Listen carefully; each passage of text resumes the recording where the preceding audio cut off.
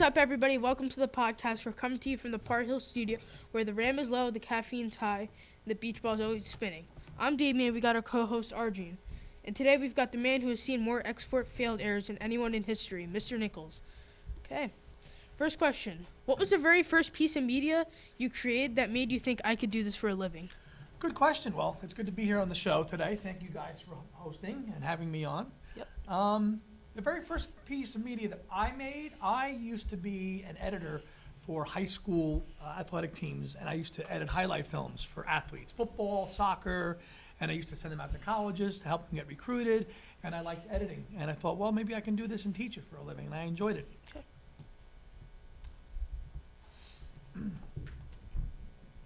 What is the weirdest item that has ever gone missing from the studio only to show up in a student's backpack 3 weeks later?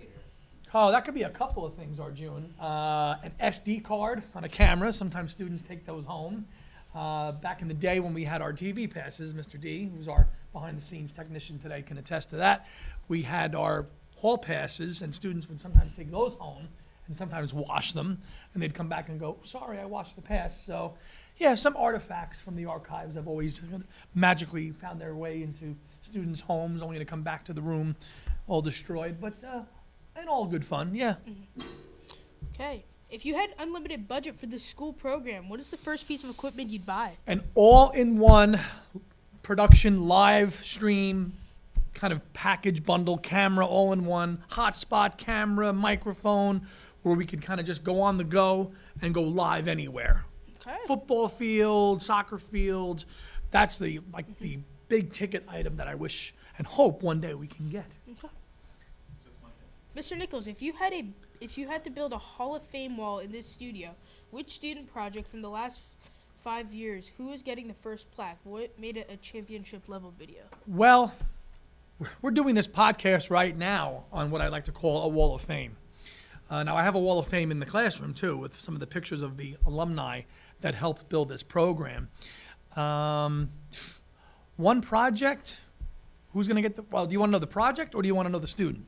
Student and project. Well, that's a really tough question because there's been so many great students and so many projects that have been so life-changing, if I might say. The first one I'm going to give to, though, is going to be to Jake Murphy, because Jake graduated in 2021, and Jake, along with another student, helped me form Park Hills TV in 2020. There is no channel without Jake Murphy. And he signed this desk, and he is a successful producer now and works on TV shows. And he is he's one of the biggest reasons why we have what we have right now today. And I owe him a lot, and he did so much for our school and our program. In terms of projects, the Lip Dubs have always been fantastic, from 2017 all the way to 2023. And they have been also awesome to produce with all of my crews over the years. So those are the projects that kind of are the cornerstone of our TV program. Okay.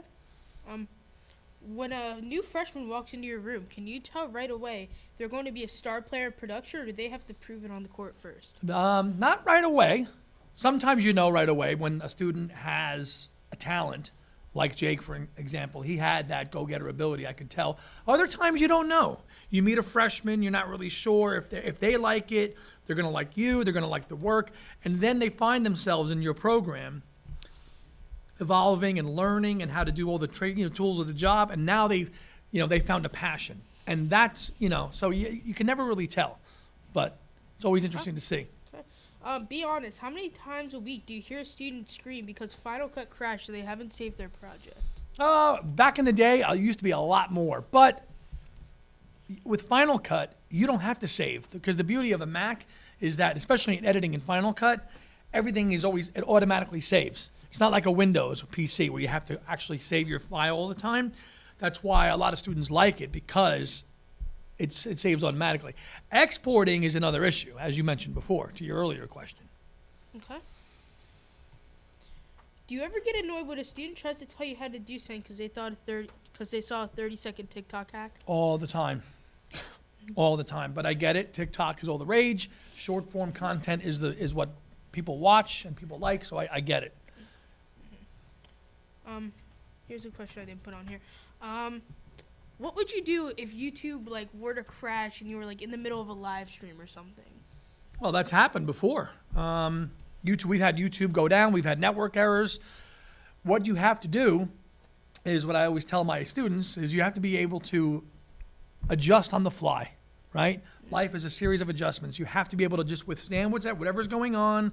If the network's down, a lot of times there's nothing we can do about that. They're beyond our control. The network has to come back up, and you get some disappointed people, watching or whatever. But at the end of the day, it comes back. It's great. Okay. If you had to redo one project completely on your own, which one would you do, and what would be your favorite? Oh, the music video, hands down. Okay. Hands down. What's the best part of your job? Is it the filming, the editing, or just hanging out in the classroom with us? All of it. All of it. I like having conversations with students about films, and we watched some Lord of the Rings recently. I like educating students on classic cinema, TV, music, all the things that make D17 unique. So all of it. Okay. What is one movie that every student in the class has to see before the year ends? Lord of the Rings. All three of them? Yes, all three. Okay. Is it actually hard to get an A in this class, or do we just have to follow the instructions? Pretty simple to get an A. Just follow the instructions, be respectful, be courteous, be kind, and you'll get an A. Okay. Is airdrop the greatest invention in history, or is it just a way for students to send you memes? They're supposed to be sending you their final projects. I like airdrop, but we've disabled it on our computers for reasons just like that. Okay. Okay. All right. The red. Okay, go ahead. Why is it that every time we check out a camera, there is exactly one file left on the SD card from 3 months ago that nobody deleted? What's the weirdest thing you found on a returned card?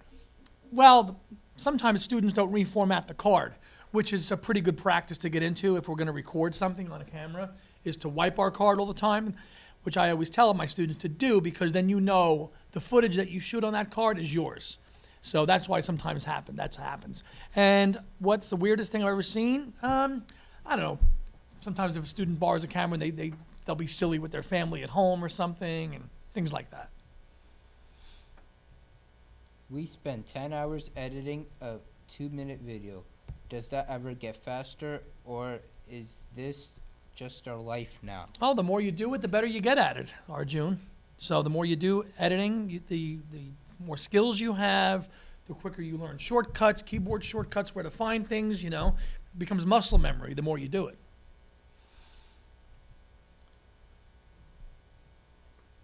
When we ask you to borrow a camera, do you think we just want to have it to look cool, or if we are actually using it? That's more of a question for you. I think if you're borrowing a camera, you want to use it and learn how to use it, and not for optics. So yeah. Who is this? Is there a button on both cameras that you are actually scared of us touching? So like if you, there's like buttons on both cameras and people are scared of them. Yeah, on the cameras there's like a filter button on there sometimes, and if you press that, it may make your image a little too dark. And then when you look at the clips on the card, you're gonna be like, well, this is so dark because if you accidentally touch the filter, it darkens it down. But you can use the filter for a dark shot, but sometimes we want it to be bright, and that filter, so that's the button I don't like any students really touching, because it might make their videos a little too dark, yeah. Oh, that's it. Render bar is stuck at 99%, my storage is full, and the director's literally screaming at me to stop talking. Massive thanks to Mr. Nichols for not failing me for this interview. For everyone else, save your project, wrap your cables the right way, and please, for the love of God, charge your batteries. We're out of time, offline, and I'm pretty sure I just dropped the frame. We're clear.